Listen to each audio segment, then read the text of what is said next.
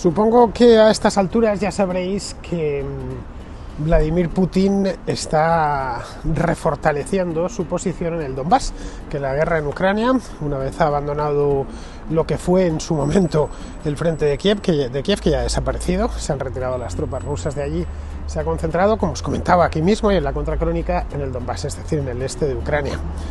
La guerra se ha ido para allá porque Putin ha tenido que retirarse, no por ninguna otra razón.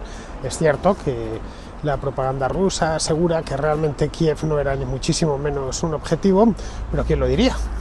Sí, a la luz de lo que pudimos ver los últimos días de febrero y a lo largo del mes de marzo y cómo intentaron apoderarse de esa ciudad sin conseguirlo. Pero bueno, ahora están rehaciendo a toda prisa el relato, tratando de hacernos creer que todo esto estaba más que buscado desde el principio. Si hubiera sido así, no hubieran tenido más que, pues eso, haberse centrado en el Donbass el día 24 de febrero, cosa que no hicieron, sino que invadieron Ucrania por Kharkov y también por la capital, por Kiev. Pero bueno, el hecho, y esto es ahora ya indiscutible, es que se han centrado solo en el este de Ucrania. Y a partir de aquí la tentación es pensar que en cierta medida se ha reducido el peligro, es decir, que esta guerra no ha acabado, pero sí se ha hecho menos peligrosa en tanto en cuanto Kiev ya no está amenazada. No está directamente, que amenazada por supuesto que está. Es decir, que se ha reducido lo que está en juego, en una palabra, no solo para la propia Ucrania, para Ucrania está todo en juego, su propia existencia, sino también para la OTAN, para el propio Occidente, todo después de que Putin perdiese la batalla de Kiev, de que no consiguiese hacerse con la ciudad. Pero Putin, a pesar de todo, puede aún obtener una gran victoria, puede hacerse con una gran victoria si consigue hacerse con todo el Donbass y abrir un puente que comunique el Donbass con Crimea. Esta victoria podía fortalecerle en todos los aspectos, tanto en el militar como por supuesto también desde el punto de vista político y diplomático. Le dejaría en mejores condiciones para seguir amenazando a Ucrania o a lo que quede de Ucrania, que no esté conquistado por sus tropas, para amenazar a sus vecinos, a los vecinos de Ucrania y ya por extensión, porque algunos de los vecinos de Ucrania son miembros de la OTAN, pues a la propia OTAN y a la propia Europa Occidental. Putin la verdad es que tiene ambiciones militares, aunque él, o por lo menos su propaganda, lo nieguen. Esto lo dejó escapar el otro día uno de sus generales, un tal Minekaev, un Rustan Minekaev, creo que se llamaba, hablo de memoria. Esto lo dejó escapar el otro día, el viernes creo que fue, sí, hace un par de días. Lo que dijo el tal Minekaev es que desde el inicio de la segunda fase, ellos ya están, sabéis que nunca han dicho la palabra guerra, ni por supuesto invasión, no están invadiendo nada, ellos dicen que están en una operación especial militar, pues desde que dio comienzo la segunda fase, que es esta, algo que, como os he dicho antes, decían que estaban continuamente, que lo tenían previsto y que desde el principio pensaban hacerlo así, permitiendo dudarlo, pero bueno. Pues desde que empezó la segunda fase de la operación especial, una de las tareas, esto lo dijo así de manera más o menos textual, una de las tareas del ejército ruso era establecer el control total sobre el Donbass y sobre el sur de Ucrania, no solo sobre el Donbass, que esto les proporcionaría, y de nuevo, estoy parafraseando al hombre a Minekaev, esto les proporcionaría un corredor terrestre directo a Crimea.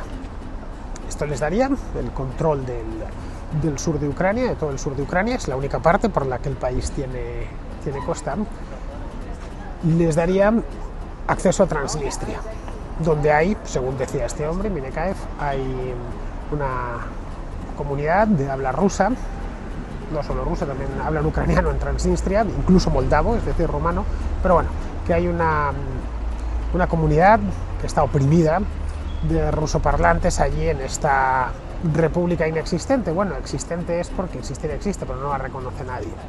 Muchos sospechan, a raíz de estas palabras de Minekaev, que este es el objetivo principal ahora, que no es el Donbass. El Donbass ya más o menos lo tienen controlado, no totalmente, pero sí en buena parte. La propaganda rusa, por supuesto, asegura que no es así, que simplemente lo que ellos tratan es de proteger a los rusoparlantes del Donbass, que por lo visto pues les están tratando muy mal, los ucranianos y demás. Es curioso porque en Ucrania todo el mundo habla ruso, es decir, si hablamos de rusoparlantes, empezando por su propio presidente, si hablamos de rusoparlantes, lo que nos encontraríamos es que todos los, o casi todos los ucranianos son rusoparlantes. Lo hablarán mejor o peor. Muchos, una buena parte de los, un porcentaje importante de ucranianos lo tienen además como lengua madre. Eso no les impide querer ser ucranianos, vamos, o ser ucranianos, no quererlo ser, y ser partidarios de una Ucrania independiente. Pero esta baza de la lengua la utiliza con mucha habilidad Vladimir Putin y en general los propagandistas rusos. Bueno, pues este hombre, el general Minekaev, podéis buscar por ahí las declaraciones de este tipo. Lo que vino a decir es eso, que tratan de que para lo que están es para proteger a esta minoría rusa, que tanto en Ucrania, por supuesto, en el Donbass, como en Transnistria. Transnistria, no sé si habéis visto alguna vez un mapa de esa zona, está, bueno, pues lo dice la palabra Transnistria, en el río Dniester, pertenecía a la República Socialista Soviética de Moldavia y en los años 90 se separó de esta República Socialista Soviética y hoy es uno de esos no lugares. Hay mucho vídeo en internet de gente que la ha visitado y que ha hecho allí, youtubers sobre todo. A mí la verdad es que no me importaría irme con esta cámara allí, aunque fuera solo, ahora mismo no, pero cuando esto acabe, aunque solo fuera por verla con mis propios ojos, una especie de reducto stalinista, ¿no? De viaje al pasado, ¿no? Gente que vivió en los antiguos países del bloque del Este o en la propia Unión Soviética, que ha estado en Transnistria, lo que les recuerda es eso mismo, es el país de su infancia, ¿no? O de cuando ellos eran jóvenes, dependiendo de la edad del que lo cuente. Y pues esta es una república, un no lugar, es independiente de facto, pero de jure no tiene reconocimiento ninguno, ni de Rusia. Es decir, se pusieron por su cuenta en los 90, después de una guerra breve, y ahí están, ya está. Simplemente la capital es una ciudad pequeñita que se llama Tiraspol, tiene hasta un club de fútbol. Hay mucho vídeo, ya digo, y podéis encontrar artículos y reportajes sobre esto de Transnistria. Pero aquí habría que hacerse alguna pregunta que creo yo que es pertinente al respecto. La primera de ellas es si quiere Rusia anexionarse Transnistria. Hasta ahora no lo ha querido. Bueno, la protege, obviamente, y el gobierno de Transnistria probablemente nunca se hubiera podido consolidar sin el apoyo económico de Rusia, pero hasta ahora no había hecho intención de unirla a Rusia. Claro, esto le pondría Transnistria oficialmente, es parte de Moldavia, por más que lleven 25 años separados y sea un país de facto independiente, el hecho es que es un país aparte, no forma parte de Moldavia, de hecho, pero de jure sí. Luego invadir Transnistria sería invadir Moldavia. Y esto podría ir un poquito más para allá. Podrían también invadir la propia Moldavia, que es una república pequeñita, de unos 2,5 millones de habitantes, que está ya en las mismas puertas no ya de la OTAN, sino de la propia Unión Europea.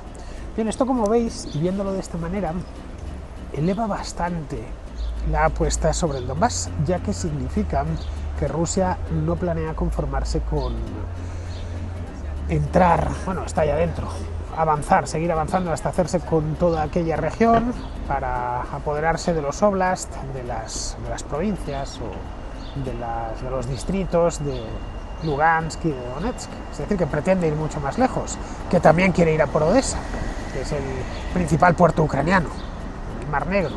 El otro era Mariupol, que caerá en breve. Si los rusos capturan Mariupol, está el mar de Azov, más al norte, que es lo más probable a estas alturas ya, todavía no lo han conseguido, les falta una fábrica de acero, una acería que se les resiste bastante, pero el resto de la ciudad, prácticamente toda la ciudad ya la tienen controlada. Controlan unas ruinas provocadas por ellos, porque son ellos quienes han bombardeado de manera inmisericordia aquella ciudad.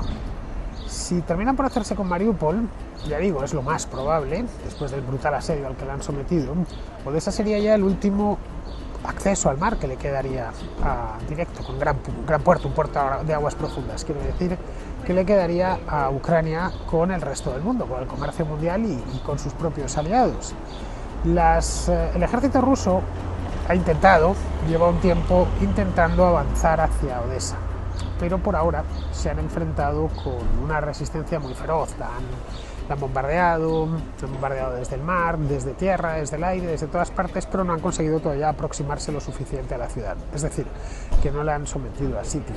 Es más, no muy lejos de Odessa, unos 100 kilómetros mar adentro, es donde hundieron la semana pasada los ucranianos este crucero, el Moskva, que os comentaba en otro a la contra.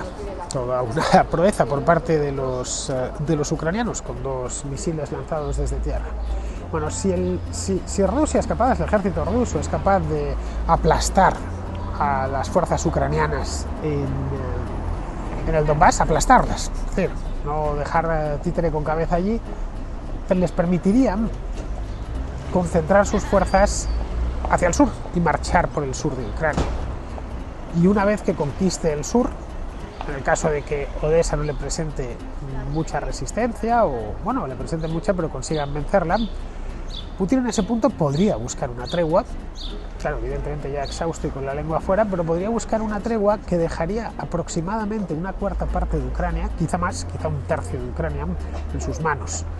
Digamos que en ese punto Ucrania quedaría, bueno, aparte amputada, de una manera ya bestial, mucho más que Crimea, sería pues quedarse, ya digo, sin una cuarta parte o un tercio de su superficie, y algunas ciudades importantes en manos de los rusos, entre ellas la ciudad de Odessa y su principal puerto.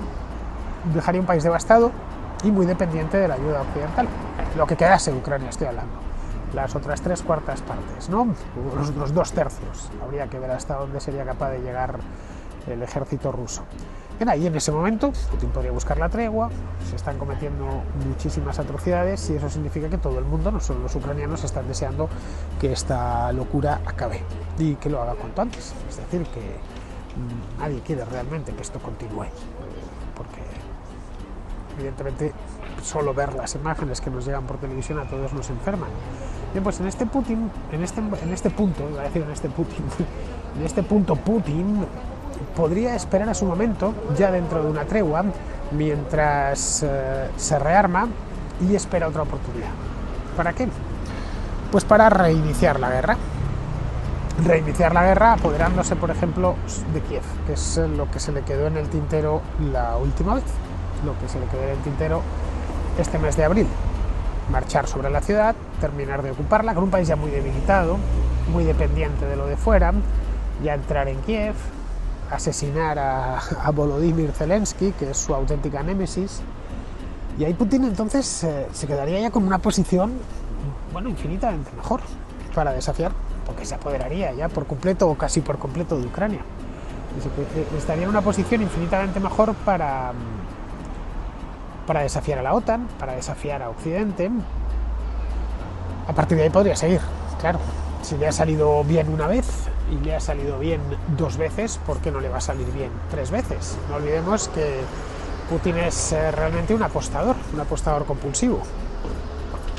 Podría amenazar a algún estado báltico que tenga una proporción de una minoría rusa o de ruso hablante, que no es lo mismo que hablar ruso y que querer formar parte del Estado ruso. A ver si me entendéis. Hay un montón de ruso hablantes en el mundo que no quieren ser súbditos de Vladimir Putin, pero bueno, ellos identifican que todo aquel que habla ruso tiene que formar parte del Estado ruso. Ya sabéis, confunden nación y Estado.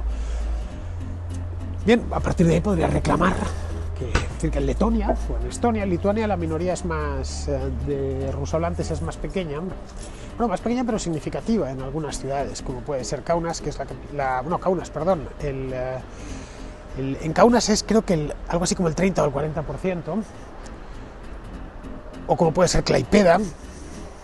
Sería decir que bien, que no les respetan lo suficiente a los rusohablantes ahí. Voy por la calle La Gasca un segundo y hago aquí y aquí ha pasado algo porque tengo un camión de bomberos. Vamos a ver, os lo voy a enseñar. Estoy haciendo aquí periodismo arriesgado. Yo no sé si es que alguien se quería tirar o no tengo ni idea. Pero no sé qué pasa ahí. Han cerrado los bomberos del ayuntamiento, han cerrado la calle.